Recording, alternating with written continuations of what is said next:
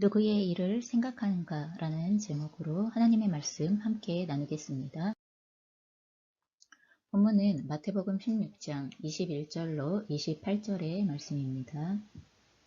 이때로부터 예수 그리스도께서 자기가 예루살렘에 올라가 장로들과 대제사장들과 서기관들에게 많은 고난을 받고 죽임을 당하고 제3일에 살아나야 할 것을 제자들에게 비로소 나타내시니 베드로가 예수를 붙들고 항변하여 이르되 주여 그리 마옵소서 이 일이 결코 죽게 미치지 아니하리이다.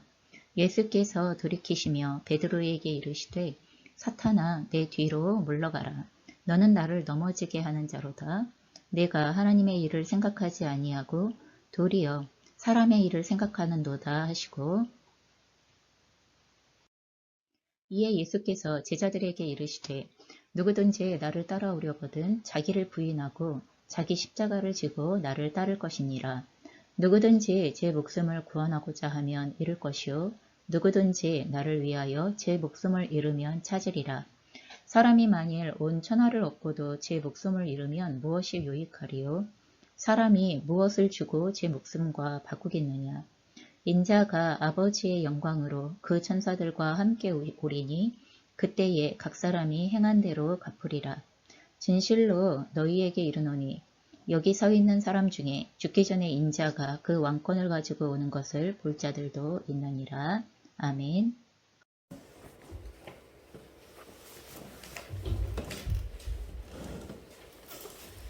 오늘의 본문은요, 예수님의 공생애의 사역의 전체 중에서 전반부의 사역이 마무리되어지고 후반부의 사역으로 접어들게 되어지는 결정이 되어지는 그와 같은 마태복음 16장을 배경으로 합니다. 그래서 마태복음 16장에 일어났던 사건들이 예수님의 전반부의 사역과 그리고 후반부의 사역을 이렇게 구분짓게 해주는 그러한 역할을 하게 되어지는데 어떤 사건이 이것을 구분짓게 해주냐 하면 예수님의 전반부 사역의 마무리가 예수님께서 이제 제자들에게 질문을 하시게 되어져요. 지금까지 함께 예수님을 따라왔었던 제자들에게 너희는 나를 누구라고 하느냐 하고 이렇게 물어보게 되어져요. 처음에 제자들이 예수님을 따랐을 때 물론 예수님에 대하여서 굉장히 놀라운 분이다. 그리고 굉장히 다른 분들과 비교할 수 없는 분이다라는 나름대로의 생각을 가지고 예수님을 따르기는 했지만 예수님과 함께 동거 동락하며 다녔던 그 시간들을 통하여서 예수님께서는 구체적으로 제자들이 예수님에 대하여서 어떤 인식을 갖게 되어졌는가 그리고 예수님을 누구라고 생각하게 되어졌는가 하는 이 부분에 대하여서 제자들에게 구체적으로 질문하는 내용들이 나오게 되어집니다. 그래서 제자들에게 너희는 나를 누구라고 하느냐? 너희의 고백은 무엇이냐? 라고 이렇게 물어보셨을 때 그때 제자들을 대표하여서 베드로가 답변합니다. 주는 그리스도시요 살아계신 하나님의 아들이십니다. 이렇게 답변하였을 때 예수님께서는 그 베드로의 답변에 대하여 굉장히 뛰어난 탁월한 답변이라는 것을 올바른 답변이라는 것에 대하여서 그리고 그것을 칭찬해 주시는 이런 모습이 나오게 되어집니다. 저희가 한 사람 한 사람이 예수님에 대하여서 예수님을 누구냐라는 것을 어떻게 믿고 있느냐에 따라 저희의 삶은 달라지게 되어져요. 예수님을 그냥 좋은 스승 아니면 위대한 기적을 행하신 그런 위대한 신비주의자 이렇게 생각하기 시작하면 우리의 삶에서 예수님의 위치는 그 정도 수준인 거죠. 하지만 오늘 베드로처럼 그리스도이시오 다시 말하여서 메시아이십니다. 우리를 구원하실 메시아이십니다. 그리고 또한 하나님의 살아계신 하나님의 아들이신 하나님의 본체를 가지고 이 땅에 육체를 입고 오신 하나님이십니다. 이렇게 고백하기 시작할 때 우리가 예수님을 하나님으로 인정하고 시인하는 고백을 하기 시작할 때 우리의 삶에서 예수님의 말씀을 대하는 방식, 예수님을 따라가는 방식이 달라지게 되어지는 거죠. 자, 그 대답을 듣는 순간 오늘 우리가 읽었던 본문 21절에 예수님의 말씀이 나오게 예수님께서 이렇게 말씀하시게 되었습니다. 이때로부터 예수 그리스도께서 자기가 예루살렘에 올라가 장로들과 대제사장들과 서기관들에게 많은 고난을 받고 죽임을 당하고 제3일에 살아나야 할 것을 제자들에게 비로소 나타내시니 라고 기록이 되어져 있습니다. 베드로의 신앙 고백을 들은 바로 그때부터 예수님은 자신이 십자가에서 죽고 부활하신다는 사실에 대하여서 이제 구체적으로 설명을 하시기 시작하는 거예요. 선포를 하시기 시작합니다. 그 이전까지의 예수님은 자신의 죽으심과 부활에 대한 언급을 한 번도 하지 않으셨어요. 그런데 이때를 기점으로 하여 예수님은 이 이후로 죽기 직전까지 4번에 걸쳐서 자신의 죽음과 부활에 관련되어져서 조금씩 더 구체적으로 조금씩 더 많은 정보들을 가지고 자신의 죽음과 부활에 대한 언급들을 해가시는 것들을 보게 되어집니다. 여러분 왜 그러냐 하면 올바른 신앙 고백을 할 수 있는 사람, 다시 말하여서 예수님이 누구이신가에 대하여서 명확하게 알고 있는 사람에게만 사실 십자가에 대하여 말씀하실 수 있기 때문입니다. 여러분 저희가 예수님의 말씀에 자신의 죽으심과 부활에 관련되어진 말씀이 얼마나 많은데도 불구하고 교회를 다니시는 수많은 교인분들 가운데, 우리가 교인분들이라고 표현을 할게요. 교인분들 가운데 실제로 십자가에 관련되어진 삶이 예수님께는 중요한 거지만 우리한테 중요한 것일까? 라는 것에 대하여서 이것을 연결시켜서 생각을 하지 않는 신앙생활을 하시는 분들이 굉장히 많습니다. 여러분 그것이 왜 그런지는 조금 이따 다시 한번 설명을 드리겠지만 예수님이 누구이신가에 관련되어진 신앙 고백이 올바를 때 그분의 사역 그리고 또한 그분께서 하시고자 하시는 그 사역의 목적 이런 부분들에 대하여서 받아들일 수 있게 되어지고 같이 응답할 수 있게 되어지기 때문에 비로소 이 십자가에 대한 진리를 예수님께서 선포하시기 시작하는 것입니다. 그래서 십자가는 누구나 감당할 수 있는 것이 절대로 아닙니다. 말해준다고 해서 그렇대? 그럼 절대 그러지 않아요. 십자가에 대한 이야기를 할 때 진짜 예수님에 대한 믿음의 고백을 갖고 있지 않은 사람들에게는 그저 십자가는 미련해 보이는 것이고 그리고 어떻게 그렇게 어리숙한 이야기가 있을 수 있어? 이렇게 생각할 수 있는 내용이 된다는 것입니다. 자, 바로 이때로부터 예수 그리스도께서 자기가 예루살렘에 올라가 장로들, 대제사장들 그리고 서기관들에게 고난받으심, 죽으심, 부활하심에 대하여서 말씀을 하시는 여러분 이 말씀이 바로 예수님께서 이 땅에 오신 목적을 말씀하시는 내용입니다.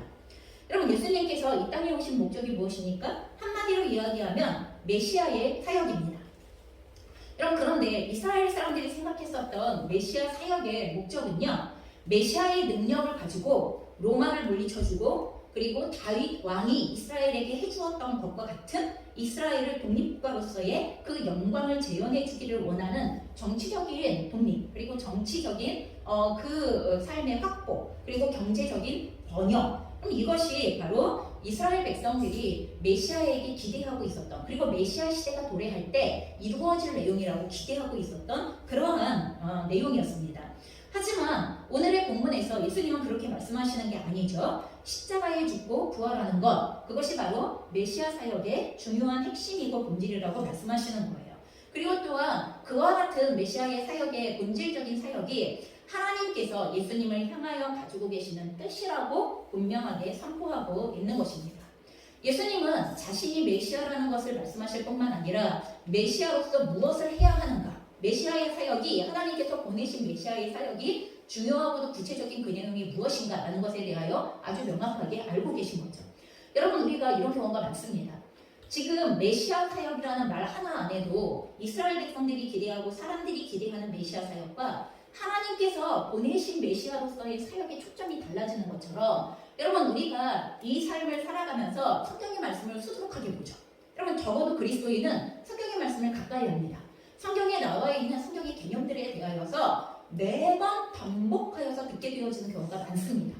그런데도 불구하고 신기한 게 내가 말하는 구원과 그가 말하는 구원이 달라요. 무슨 말인지 아시죠? 내가 말하는 천국과 그가 말하는 천국이 달라요. 내가 말하는 하나님의 통치와 그분이 말하는 하나님의 통치는 달라요. 내가 말하는 복과 축복과 그분이 말하는 하나님의 축복이 달라요. 여러분 이런 경우를 종종 경험하시죠? 분명히 똑같은 성경을 보는데 말이야. 그렇죠? 분명히 똑같은 성경을 보는데 달라도 어쩜 이렇게 다를 수 있을까? 그럼 이게 참 신기한 게 하나님께서 우리에게 알려주시기를 원하시는 그 단어 그리고 그 개념의 초점대로를 받아들이지 않으면 오늘 이스라엘 백성들이 이 메시아 사역에 대하여서 가지고 있는 관점이 하나님의 관점과 다른 것처럼 다른 모든 성경에 나타나 있는 그 단어들과 개념들도 완전하게 달라질 수 있어요. 여러분 이게 교회 안에서만 그래요? 그렇지 않아요. 그리고 더 나아간 이단 사상들은 더 말할 것도 없을 정도로 설명할 필요도 없을 정도로 달라도 이렇게 다를 수 있을까 하는 것에 대하여 똑같은 성경을 봐도 해석이 어떻게 이렇게 나오지? 하는 생각이 들 정도로 그 이단들의 사상은 훨씬 더 밖으로 벗어나 있는 것을 보게 되어집니다. 자, 우리는 여기에서 아주 중요한 거 하나를 짚고 넘어가야만 합니다. 여러분, 기독교의 특징이 무엇입니까? 무슨 말이냐 하면 다른 종교와 기독교가 다른 것이 뭐냐는 거예요. 차이점이 뭐냐는 거예요. 여기에 있어서 핵심적인 것은요. 타 종교의 목적은 자기의 소원을 성취하는 것입니다. 내 인생에서 고난이 없는 것, 안정되어지고 성공적인 삶을 살아가고 자기를 실현하기 위하여서 사람들은 종교를 선택하고 믿는 이 과정들을 걸친다는 것입니다. 여러분, 그런데 기독교는 그렇지 않습니다. 내 소원이 이루어지는 것이 기독교의 목적이 아닙니다. 여러분, 만약에 여기 계신 분들 중에 아니었어? 그럼 이렇게 생각하시면 안 돼요. 아니었어? 나 그것 때문에 왔는데? 그럼 이렇게 생각하시면 진짜 큰일 납니다. 여러분, 그러면 기독교의 초점은 무엇입니까? 목적은 무엇입니까? 하나님의 뜻에 내가 순종하고 또한 나를 향한 하나님의 뜻이 이루어지도록 하는 것. 그러면 이것이 기독교의 목적입니다. 다시 말하여서 내 소원을 이루기 위하여서 신이라고 하는 존재의 힘을 빌려오는 것. 여러분, 이게 미신이고 일반적인 다른 종교가 가지고 있는 종교의 메커니즘입니다. 그렇지만 이것은 세상의 종교이지 기독교는 그게 아닙니다. 나보다 나를 더 잘 알고 또한 나보다 나를 더 사랑하시는 나를 향한 하나님의 뜻이 이루어지는 것. 여러분, 그것이 바로 기독교의 목적이고 그것이 우리의 소원이 되어지는 것을 우리는 기독교의 그리스도인으로서의 삶의 최고의 내용이라고 고백하는 것입니다. 그럼 왜 그렇습니까? 하나님은 나보다 지혜로우시죠. 하나님은 나보다 위대하십니다.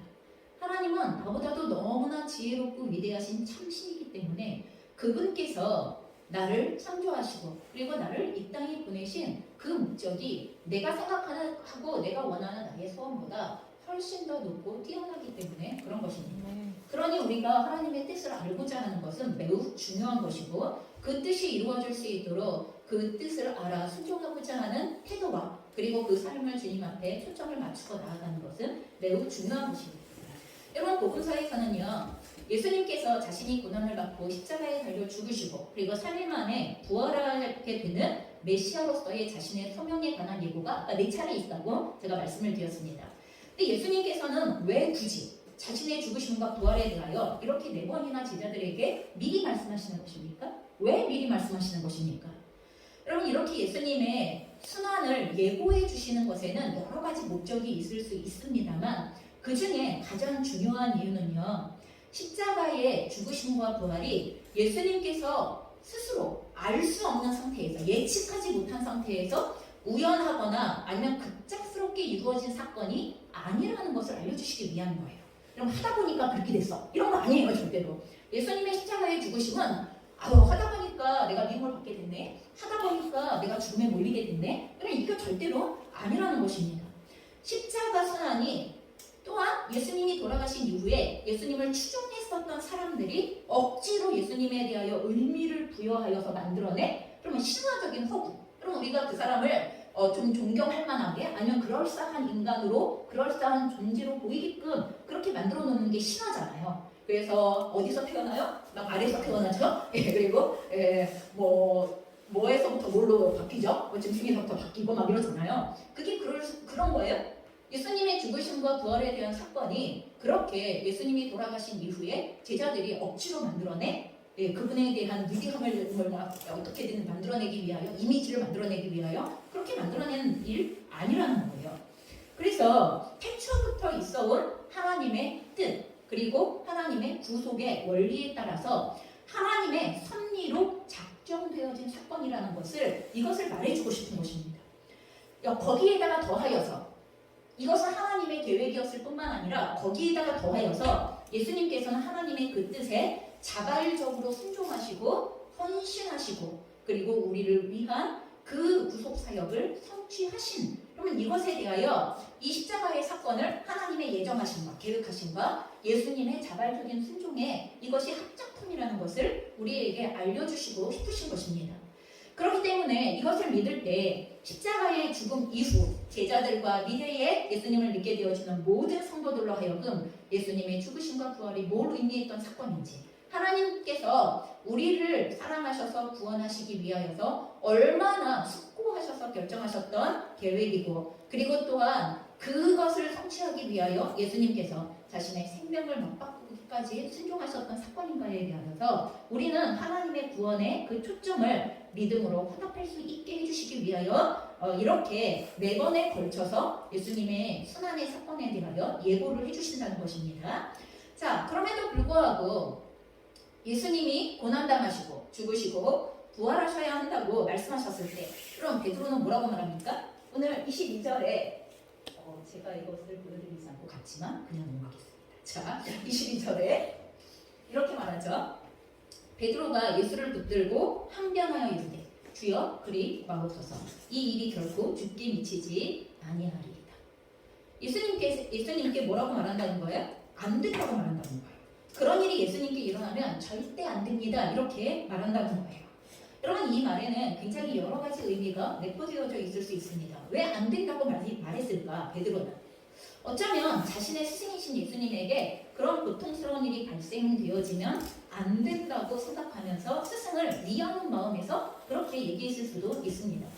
또 어쩌면요 베드로는 역시 이스라엘의 다른 사람들처럼 예수님이 이스라엘의 정치적인 해방과 그리고 경제적인 번영을 이루어 주셔야 하는데 죽으신다니 말도 안 돼. 이러한 차원에서 안 된다고 했을 수도 있습니다.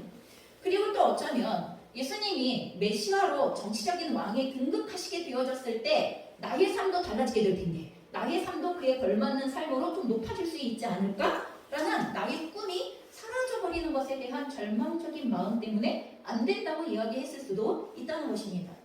아니 그것이 어떤 마음이었건 간에 베드로의 이와 같이 안 됩니다 라고 예수님의 앞을 가로막는 절대로 이런 일이 일어나면 안 됩니다 라고 얘기하고 있는 베드로에 대하여 예수님 역시 즉각적으로 반응하시죠. 뭐라고 말씀하십니까?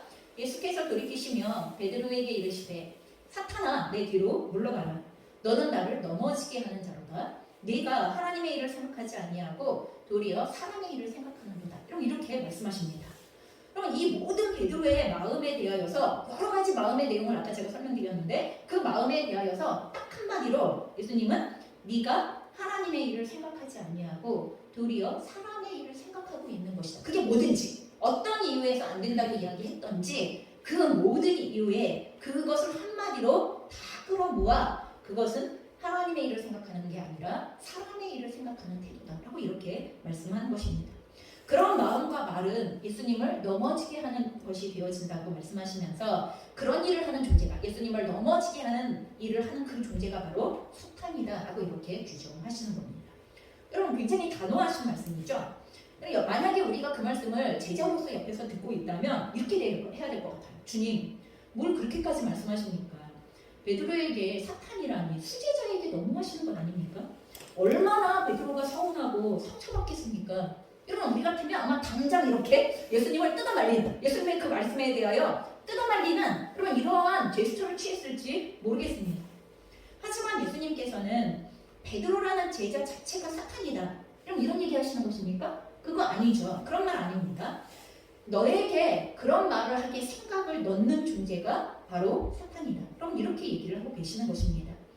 그럼 오늘 본문에는 나오지 않지만 이 본문 앞에서 베드로는 예수님에 대하여서 너희가 나를 누구라고 하느냐 너희는 나를 누구라고 부르느냐 라고 이렇게 물어보셨을 때 베드로가 이렇게 답변했어요. 주는 그리스도시요 살아계신 하나님의 아들이십니다. 이렇게 답변했죠. 그러자 그 고백에 대하여 예수님은 그때 이것을 알게 한 분은 하늘에 계신 내 아버지시니라 이렇게 말씀하셨어요. 그러면서 이 베드로의 고백이 자신의 생각이 아니라 성령의 생각이라고 말씀하시는 거예요.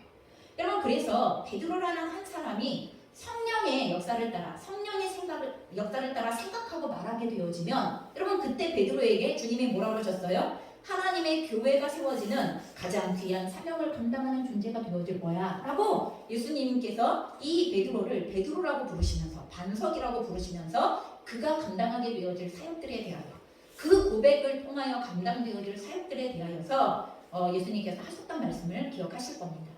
하지만 그 베드로라는 한 사람이 사탄이 던져주는 생각과 말을 사용하기 시작할 때 여러분 그 사람이 하나님의 나라를 무너뜨리는 존재가 될 수도 있다는 것을 말씀해 주시고 있는 것입니다. 여러분 나 자체가 사탄이어서가 아니라 내가 어떠한 생각을 받아 내 안에서 그것을 내 거화시켜서 그것을 말하고 행동하기 시작하느냐. 여러분 여러분 이것에 따라 우리는 성령의 거룩한 통로요, 하나님의 통로가 되어지는 것이고, 그러지 않고 어둠의 통로이고 악한 영의 통로이고 사단의 통로가 되어줄 수 있다고 말씀하고 있는 것입니다. 여러분, 그래서 한 사람이 교회의 기초가 되어지는 반석도 되다가 한 사람이 사탄도 되다가, 그럼 이런 상황이 벌어지는데 우리는 안 그렇습니까? 아니, 똑같습니다. 우리도. 그래서 마태복음 12장 30절에 예수님은 이렇게 말씀하세요. 나와 함께 아니하는 자는 나를 반대하는 자이다. 나와 함께 모으지 아니하는 자는 해치는 자이다. 예수님께서 여러분 모으고 계시면 우리가 같이 모으는 일을 열심히 하고 있어야 돼요. 가만히 있거나 아니면 그 일을 반대로 해치고 있으면 그건 사탄이에요. 무슨 말인지 이해하시죠? 그러면 우리가 예수님께서 이쪽 편에 서서 저쪽을 향하여 공격하시는데 가만히 있거나 아니면 거꾸로 저쪽에서 이쪽을 공격하기 시작하면 그건 사탄이에요. 여러분, 저희가 적극적으로 반대하는 것도 사탄이지만 예수님이 하시는 그 일에 가담하지 않는 것도 사탄이에요. 주님은 그렇게 말씀하시는 거예요. 여러분, 우리는 착각하시면 안 돼요. 저는 중도적인 입장. 여러분, 영적 전쟁이 중도적인 입장은 없습니다. 전쟁의 중도적인 입장이 어디 있어요? 절대로 없습니다. 영적 전쟁의 한 복판에 섰을 때 우리는 주님 편인지 사탄의 편인지 딱 두 부류만 있게 되어지는 것입니다. 그래서 여러분, 영적 전쟁은요 매우 단순하고 명확합니다. 내가 하는 생각과 행동과 말이 지금 하나님의 뜻을 행하는 예수님 편에 속해 있습니까? 그러면 승리하고 있는 것입니다. 하지만 그것을 반대하는 편이거나 방임하는 상태 가운데에 있다면 그러면 그것은 우리가 패하고 있는 거예요. 사단의 편에 있는 것이고 우리가 이미 패하고 있는 상태라는 것입니다. 오늘 예수께서 이 땅에 오신 목적을 이루는 것이 하나님의 뜻을 이루는 것이라고 강력하게 말씀하시는 거죠. 그게 하나님의 일이라는 거예요. 지금 내가 죽고 그리고 다시 부활하기 위하여 나아가고 있는 이것 자체가 나를 향한 하나님의 뜻이고 이게 내가 해야 할 하나님의 일이다라고, 내가 생각해야 하는 일이 바로 이거다라고 이렇게 선포하고 계시는 것입니다. 그런데 이것이 예수님에게만 해당되어지는 말씀이냐는 거예요. 예수님께서 이 땅에 오신 목적이 있으시고 그것을 이루셔야만 하는 게 하나님의 일이고 하나님의 뜻이라면 하나님께서 분명 저와 여러분을 이 땅에 보내신 목적도 있을 텐데, 그렇죠? 우리는 그것을 이루는 것이 우리가 인생을 사는 이유여야만 하는데도 그렇게 살고 있느냐는 거죠. 우리가 살아가고 있는 인생의 목적과 방향이 하나님의 일을 이루고 있는 것이 맞습니까? 담임하고 계십니까? 아니면 하나님의 일을 알지만 하나님의 뜻과는 상관이 없는 방향을 향하여 가고 있습니까? 그렇다면 우리는 반대편에 서 있는 자일 것입니다. 이것이 곧 여러분 우리를 향한, 우리를 이 땅에 보내신 소명을 찾아 그 소명대로의 삶을 이루기 위하여 살고자 하는 것, 그럼 그것이 바로 하나님의 일이고 하나님의 뜻입니다. 우리의 인생을 대하는 태도와 그리고 살아가는 삶의 내용이 정말 하나님의 일로 살고 있는지, 만약에 아니라면 사람의 일로 살고 있는지 우리의 삶을 스스로 꼭 점검하시는 기회가 되어주시기를 부탁드립니다. 에이 목사님, 아무도 그런 생각 안 하고도 잘 사는데요? 잘 사는 것 같이 보이시죠? 끝에 가보면 압니다. 잘 사는 건지 잘 못 사는 건지는 우리가 끝에 가보면 압니다. 이미 주님은 우리에게 끝을 알려주시죠. 주님의 심판대 앞에서의 그 끝의 기준은 이미 정해져 있고, 그리고 하나님은 우리에게 끝없이 그 기준에 대하여 말씀하시는 분이십니다. 자, 이제 여러분의 소원은 무엇이며 여러분은 또한 어떻게 기도하십니까? 이와 같은 말씀 속에서 우리는 가끔씩 이런 기도를 하는 분들을 보게 됩니다. 어쩌면 우리도 이런 기도 하는지 모르겠어요. 하나님, 제 소원이 이것입니다. 주께서 제 소원을 꼭 이루어 주십시오. 여러분 이렇게 기도하는지, 아니면 하나님께서 저를 향해 가지고 계신 소원은 무엇입니까? 그것이 이루어지기를 저는 원합니다. 주의 뜻을 이루는 거기에 제가 사용되어지기를 원합니다. 여러분, 전자의 기도입니까? 후자의 기도입니까? 우리의 기도는 주로 어떤 기도를 하고 있느냐는 거예요.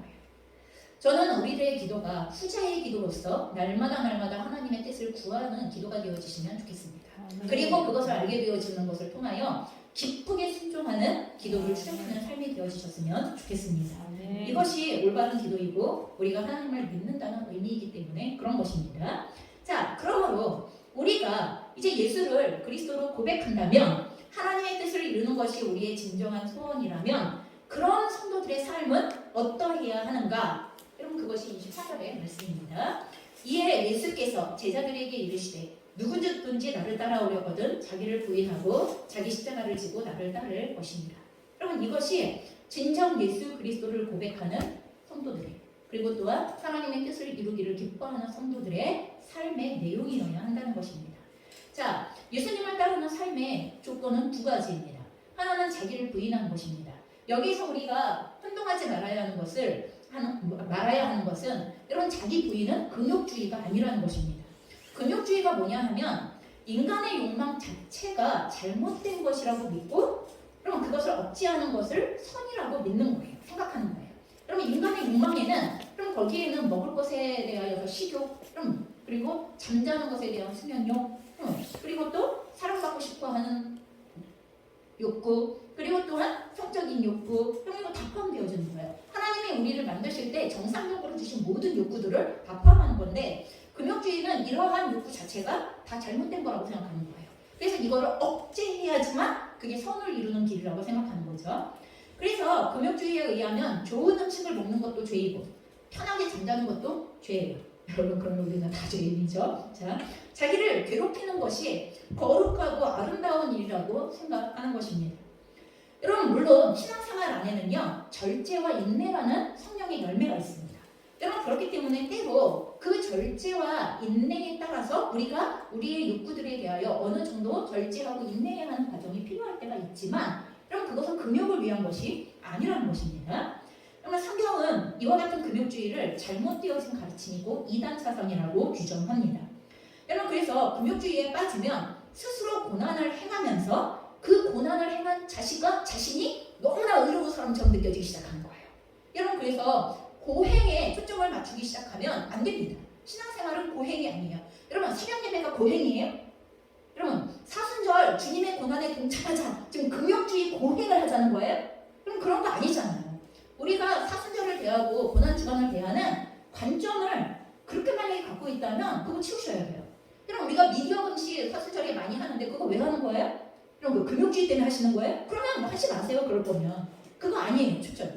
그래서 저희가 이 금욕주의를 자기 부인과 같은 것이라고 착각하면 안 된다는 거예요. 그러면 자기 부인은 무엇입니까? 어떤 사람은 자기가 없어져야 하는 것이라고 이렇게 생각해요.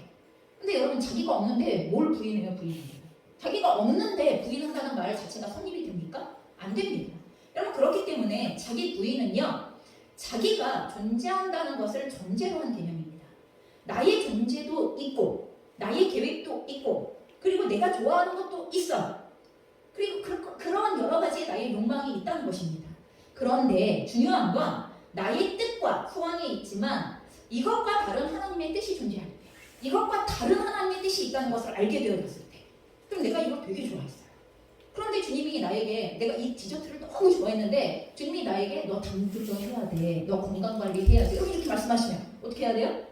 좋아하는 디저트의 양을 줄여야죠. 줄이고 당연히 건강관리를 하셔야죠. 그럼 이런 거예요. 그래서 내 뜻을 내리는 그런 하나님의 뜻이 존재한다는 걸 알게 되어지고 성경을 통하여서 만나게 되어지고 성령의 감동을 통하여 알게 되어질 때 여러분 나의 뜻을 내려놓는 거예요. 그리고 하나님의 뜻을 붙드는 거예요. 그래서 그 하나님의 뜻을 내 뜻보다 앞세우고 그것을 따라가는 것 여러분 이것이 바로 자기 부인의 본질입니다. 그럼 내 생각이 없는 거 아니에요. 내 마음이 없는 것도 아니에요. 그러나 여러분 우리가 그러잖아요. 결혼한 사람이면 이성에 대하여 관심이 끌리지 않아요? 그렇게 생각하시는 분은 뭔가 모르시는 분이시죠? 자, 여러분 싱글만 이성에 관심이 끌리는 게 아니에요. 결혼한 분이라 하더라도 내 배우자 이외에 다른 분이 멋져 보일 수 있어요. 여러분 그래서 드라마 보시잖아요. 드라마 보시는 이유 가운데 하나 중에 그거가 있잖아요. 어머 너무 하나님이 멋진 분을 만들어 놓으셨는데 여러분 우리가 이렇게 기뻐하시면서 볼 때가 있잖아요. 여러분 그렇다고 내 배우자가 나를 사랑하는 배우자가 있는데 내 마음이 끌린다고 내 마음이 끌리는 대로 사랑이라고 그거를 같이 교제해요? 그럼 이건 불륜이죠. 당연히 이거는 하나님이 원하시지 않는 거라는 걸 알아요. 가능하면 안 돼. 성경이 그렇게 말씀하시고 하나님이 그걸 기뻐하지 않으세요. 배우자를 신뢰를 깨트리는 것에 대하여 그리고 결혼의 거룩함을 깨트리는 것에 대하여 얼마나 싫어하시는지 우리가 알잖아요. 아무리 현빈이 멋있어도 여러분 아무리 보다는 누가 멋있어도 아무리 누가 예뻐 보여도 그건 그냥 하나님 저렇게 예쁘게 생긴 사람도 있네요. 멋져요. 이렇게 하고 끝내야 되는 거지 거기다가 내 마음을 실어서 내 행동을 실어서 그럴 수 없는 거잖아요. 여러분 저희가 자기 부인이라고 이야기하는 것은 내 거 가지고 있는 것들이 있어요. 하나님이 나에게 허락하여 주셨던 그것들 중에 그것이 특별히 거룩하지 않은 욕망으로 변질되어질 수 있는 그 어떤 것들이 하나님의 뜻과 부딪혔을 때, 그리고 하나님의 우선적인 뜻과 부딪혔을 때 우리가 우리의 것들을 내려놓고 주님을 따라가는 것, 이것이 필요하다는 것입니다. 그럼 형제를 용서해야 합니다. 그럼 근데 나는 그거 너무 싫어, 미워. 아우, 그 사람만 보면 열이 이만큼 올라오기 시작해. 그런데 그렇게 해서 그래서 하고 싶지 않은데 주님은 계속 말씀을 볼 때마다 용서하래요. 이러면 어떻게 되는 거예요? 주님 그래도 싫어요. 여러분 이렇게 하시는 거예요? 아니죠. 내 마음을 주님께 내어드려야 돼요. 전 그렇게 못해요, 주님. 여러분 이러면 나를 부인하는 게 아니고 나를 주장하는 거고, 여러분 나를 부인하시라고요. 주님의 생각이 옳습니다. 주님의 뜻이 옳으세요. 그렇게 하시라는 거예요. 자, 두 번째, 자기를 부인할 뿐만 아니라 자기의 십자가를 져야 한다고 말씀하십니다. 여러분 여기에도 오해가 있을 수 있습니다. 어떤 오해가 있냐 하면 세상에 수많은 사람들이 경험하고 있는 인생의 무거운 짐을 우리가 십자가라고, 나에게 주어진 십자가라고 생각하는 이런 오해가 있어요. 예를 들어서 자녀들 중에 너무 속을 썩이는 자녀가 있어. 그럼 어떤 분이 그렇게 얘기해요. 네가 내 십자가, 이렇게 얘기하시는 분이 있는데, 여러분 그런 거 아닙니다.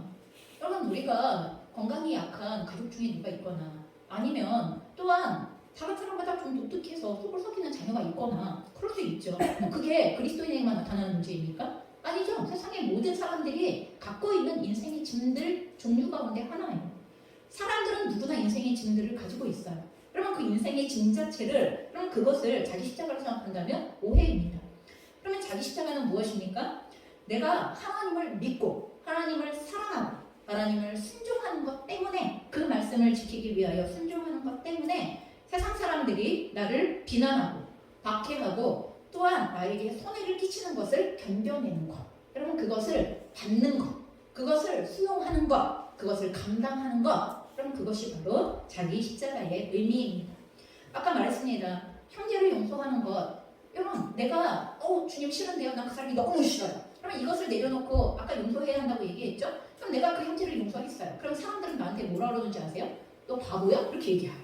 넌 왜 미치고 살아? 이렇게 얘기해요. 넌 왜 손해보고 살아? 네가 걔한테 어떻게 했는데? 넌 왜 그래? 이렇게 얘기하면서 저를 조롱하고, 그리고 저의 행동에 대하여 미련한 짓이라고 말하면서 쟤는 배할 게 없나 봐? 이렇게 얘기하기 시작하면서, 그럼 우리에게 손가락질하는, 뒤로 가서 아유 잘 봤다 잘 봤어 이러면서 얘기하기 시작하는 이런 모습들을 우리가 감당해야 돼요. 어쩌겠어요. 그 사람 눈에는 제가 잘난 척하는 것처럼 보이나 보죠. 어쩌겠어요. 감당해야지. 그러면 이런 것이 자기의 십자가의 영역입니다. 이것이 무슬림 국가나 공산국가, 그리고 극단 힌두주의가 그 정치 권력까지를 잡고 있는 국가에서는 즉각적인 순교로 이어집니다. 즉각적인 정치적인 핍박과 그리고 즉각적인 순교로까지 이어지는 것이, 그게 현재 우리가 살고 있는 시대의 모습이에요. 그럼 우리가 이렇게 하나님을 예배하는 것에 대하여서 아무도 제지하지 않아. 그리고 너무 감사한 삶을 우리가 살고 있는 거죠. 하지만 우리가 복이라고 생각조차를 못하는 사실 그런 삶인지도 모르겠어요. 자, 그래서 자기 부인은 내 소원과 욕구를 내려놓고 그것보다 우선하는 하나님의 뜻을 추구하는 것이기 때문에 이것은 굉장히 내적인 싸움의 영역들이 많습니다. 하지만 자기 십자가는 하나님 때문에 세상 사람들로부터 욕을 먹고 박해를 각오해야 하는 것이기 때문에 이것은 외적인 싸움으로 나타나는 경우들이 많습니다. 그러니 내적인 싸움으로나 외적인 싸움으로나 이런 승리하는 삶을 사셔야 하는 것입니다.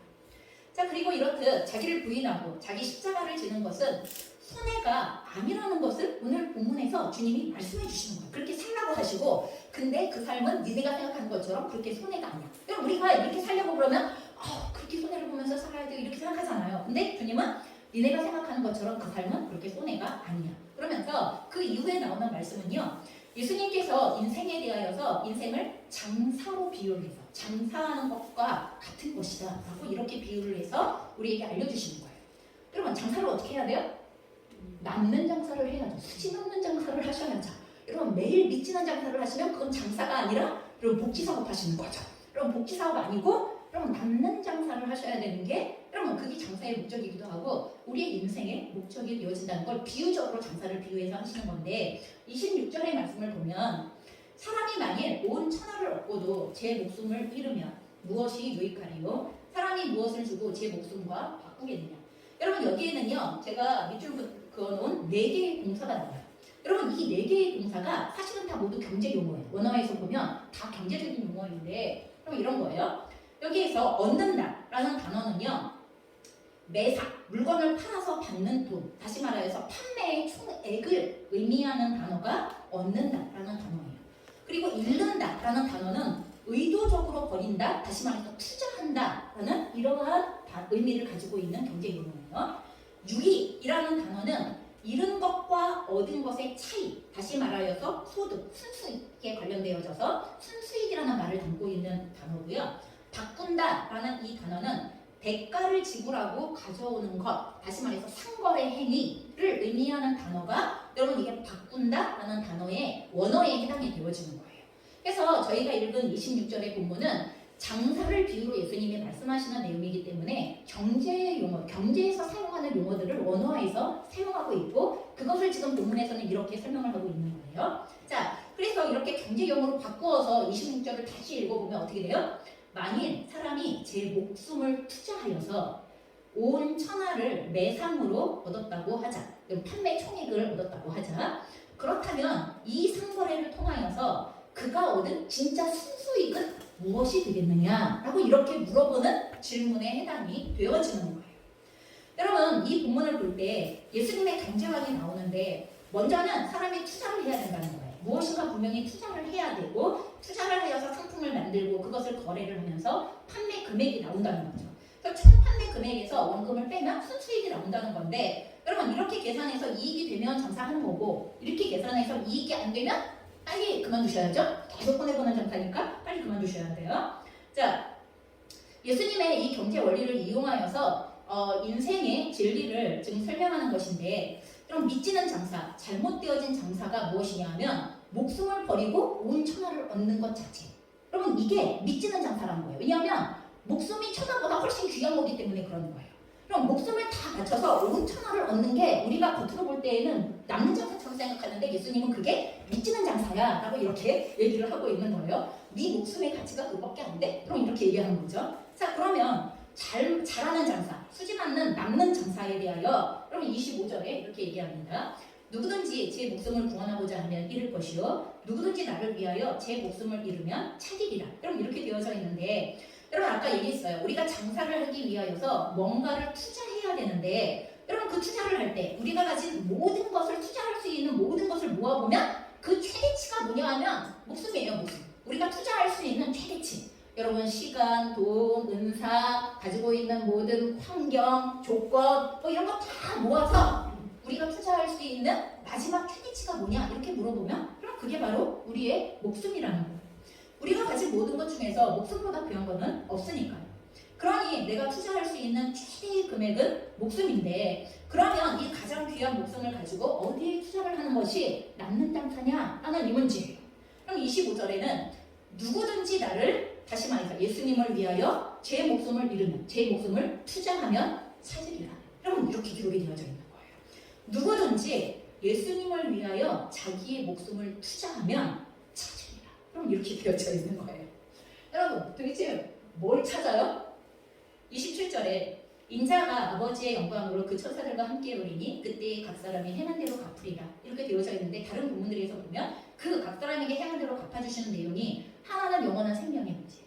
진짜로 영원한 생명이고 두 번째는 영광의 면류관이에요. 여러분 하나님께서 우리에게 상급으로 주시는 영광의 면류관. 여러분 구원과 영원한 생명과 면류관은 달라요. 상급은 달라요. 우리가 영원한 생명으로서의 구원을 얻는 것과 천국 백성으로서의 삶의 상급을 가지고 시작하는 것은 이건 굉장히 다른 문제입니다. 두 가지가 똑같은 거라고 생각하시면 안 돼요. 일단 영생은 얻고 가야 되는 거고 그리고 뭐가 있어야 돼요? 우리가 이 땅 가운데서 그리스도인으로서 살았던 삶의 행위를 근거로 하여서 하나님께서 주시는 상급의 문제가 있다는 거예요. 이 두 가지가 함께 취득이 돼야 돼요. 우리가 얻어야 하는 거예요. 찾아야만 하는 거예요. 여러분 이것을 얻게 되어지는 게 이 땅에서 뭘 통하여서 우리의 목숨, 가장 귀한 목숨을 예수님을 위하여 투자하는 것을 통하여 얻게 되어지는 것이다. 이렇게 말씀하신다는 것입니다. 여러분 예수님은요 얼마든지 갚아주실 수 있는 분입니다. 그럴 능력도 그럴 자격도 가지고 있는 분이십니다. 그런 분이 나를 위하여 모든 것을 잃어버리는 것은 모든 것을 받게 되는 것이다 라고 약속해 주신 것입니다.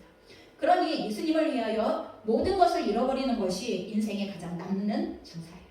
여러분, 오늘 제가 아주 좋은 거 가르쳐 드렸어요. 인생에 있어서 가장 남는 정사, 수지 맞는 정사에 대해서. 이게 주님께서 우리에게 인생에 대하여 가르쳐 주시는 내용이에요. 예수님을 믿는다는 것, 그리고 예수님을 따라가는 길, 거기서 요구되어지는 모든 헌신, 그럼 그 어떤 것을, 그 어떠한 대가를 지불하더라도 결코 아깝지 않을 것이다. 너희들이 결코 손해보지 않을 것이다. 너희들이 반드시 남게 되어질 것이다. 하고 이렇게 우리에게 말씀해 주시는 것입니다. 우리들의 목숨의 날이 얼마나 남아있는지는 아무도 몰라요. 솔직하게 말해서 사실 우리의 목숨값이 얼마나 될까요? 우리가 하나님의 가치 있는 존재예요. 이거를 빼고 나면 여러분 우리의 목숨값이 얼마나 되겠어요?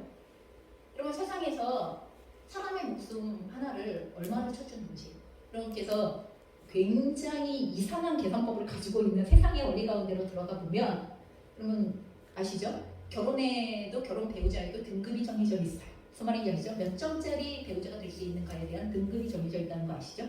그 사람이 가지고 있는 경제적인 능력, 사회적인 지위, 여러 가지 가시적, 비가시적인 그 사람이 가지고 있는 소유, 이 모든 것들을 통틀어서. 그런데 여러분 정말 우리의 인생의 목숨값이 얼마나 될까요? 근데 하나님은 그걸 최고치로 쳐주세요. 우리의 목숨값이 하나님의 생명과 맞바꾼 존재로서의 최고치의 값을 가지고 있는 그와 같은 값어치를 쳐주시고도 그 모든 것들을 내어놓는 것이 너희가 남는 정상이다라고 말씀하시는 거예요. 우리가 우리의 목숨의 날이 얼마나 남아있는지 아무도 모르지만 단 하루를 살더라도 여러분 나에게 주어진 인생을 하나님의 일을 생각하면서 여러분 예수님을 위하여서 모든 것을 투자하여서 여러분 수지 맞는 최고의 인생이 되어주시기를 주님의 이름으로 축복합니다.